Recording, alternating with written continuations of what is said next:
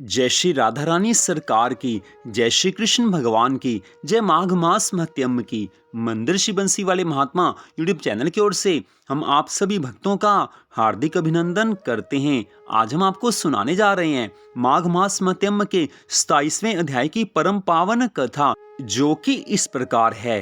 प्रेत आज कहने लगा है कि हे पथिक, मैं इस समय तुम्हारे पास जो यह गंगा जल है इसे मांगता हूँ, क्योंकि मैंने इसका बहुत कुछ महात्म्य सुना है।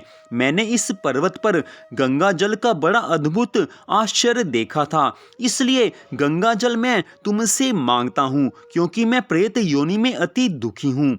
एक ब्राह्मण अनाधिकारी को यज्ञ करवाकर ब्रह्म राक्षस हो गया। वह हमारे साथ 8 वर्ष तक रहा। उसके पुत्र ने उसकी अस्थियों को इकट्ठा करके गंगा जी में कनखल स्थान में गिरवा दिया।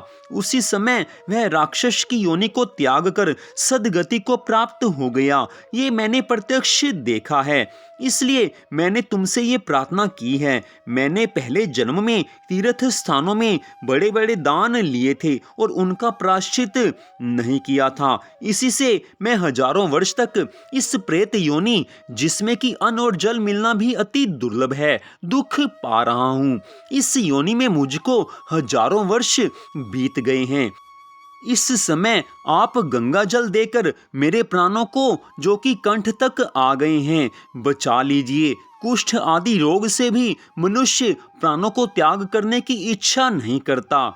इतनी कथा सुनाकर देवदूती ब्राह्मण आज कहने लगे हैं कि ऐसे उस प्रेत के वचन सुनकर वह ब्राह्मण बड़ा विस्मित हुआ और अपने मन में विचार करने लगा है कि संसार में पाप और पुण्य के फल अवश्य आ पड़ते हैं।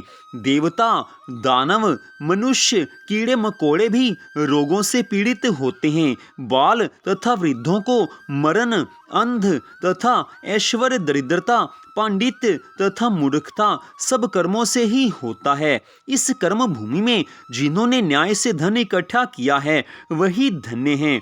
यह सुनकर प्रेत गदगद वाणी से बोला है कि हे पथिक, मैं जानता हूँ कि आप सर्वज्ञ हैं, इसलिए आप मुझको जीवन का आधार ये गंगा यमुना के संगम का जल इस प्रकार दीजिए जैसे मेघ चातक को देता है। तब पथिक कहने लगा है कि हे प्रेत, मेरे माता पिता भृगु क्षेत्र में बैठे हैं, मैं उन्हीं के लिए ये जल लेकर आया हूँ। अब बीच में तुमने इस गंगा यमुना के संगम का जल मांग लिया। अब मैं इसी धर्म संदेह में पड़ गया हूँ कि क्या करूँ, परंतु मैं यज्ञों को इतना नहीं मानता जितना प्राण रक्षा को मानता हूँ।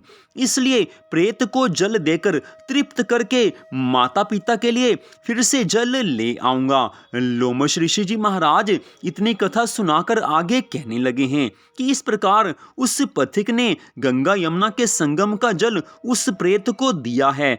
उस प्रेत ने प्रीति पूर्वक गंगा यमुना के संगम के उस जल को पिया है। उसी समय वह प्रेत शरीर को छोड़कर दिव्य रूपधारी हो गया। गंगा यमुना के संगम के जल से वह प्रेत मुक्त हो गया। हम समझते हैं कि ब्रह्मा जी भी इस जल के गुण का वर्णन नहीं कर सकते, नहीं तो महादेव जी इस जल को मस्तक पर क्यों धारण करते। इस संसार में जो मनुष्य काया, वाचा और मनसा के पापों से रंग गए हैं, वे गंगा जी के जल के बिना नहीं धुलते हैं। गंगा जल के सेवन से मुक्ति सदा सम्मुख खड़ी रहती है।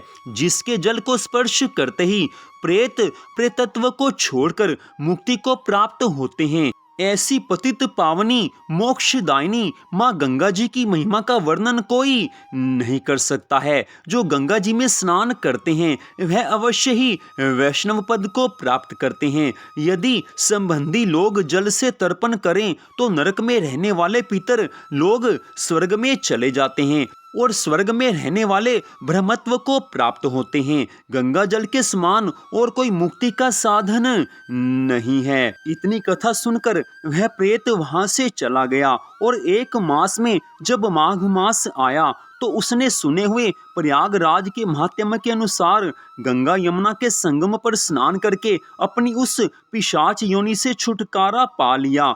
उसके पश्चात भक्ति पूर्वक भगवान श्री नारायण जी की स्तुति करता हुआ वह द्रविड़ देश का राजा गंधर्वों से सेवित उत्तम विमान पर बैठकर इंद्रपुरी को गया है। सो हे ब्राह्मण, यह इतिहास पापों का जल्दी ही नाश करता है। इससे धर्म का ज्ञान होता है। यह पुण्य यश तथा कीर्ति को बढ़ाने वाला है, ज्ञान तथा मोक्ष को देने वाला है। तुम भी सदगति पाने के लिए प्रयागराज चलो, वहां पर हम ऐसा स्नान करें जो कि देवताओं को भी दुर्लभ होता है। वहां पर श्राप से पैदा हुआ पिशाचत्व सब नाश को प्राप्त हो जाएगा। इस प्रकार लोमश ऋषि जी महाराज जी के मुख से इस अमृतमय मधुर कथा को सुनकर मानो अमृत पीकर सब प्रसन्न हुए हैं और पाप रूपी समुद्र से पार हुए। उन्हीं के साथ सब लोगों ने दक्षिण दिशा की ओर प्रस्थान किया है। तो यहीं पर माघ मास महत्यम के 27वें अध्याय की कथा का विश्राम होता है। माँ गंगा यमुना के संगम के महात्म्य का, प्रयागराज के महात्म्य का आज की इस कथा में बड़ा सुंदर वर्णन किया गया है। तो आज की इस कथा को सुनने के लिए आप सबका हार्दिक धन्यवाद। भगवान श्री राधा कृष्ण जी की माघ मास महत्यम की अनंत कृपा सदा आप सब पर, आपके परिवार पर बनी रहे। इसी मंगल कामना के साथ जय श्री राधा रानी सरकार की, जय श्री कृष्ण भगवान की, जय माघ मास महत्यम की। जय जय श्री राधे, जय जय श्री राधे, जय जय श्री राधे श्याम।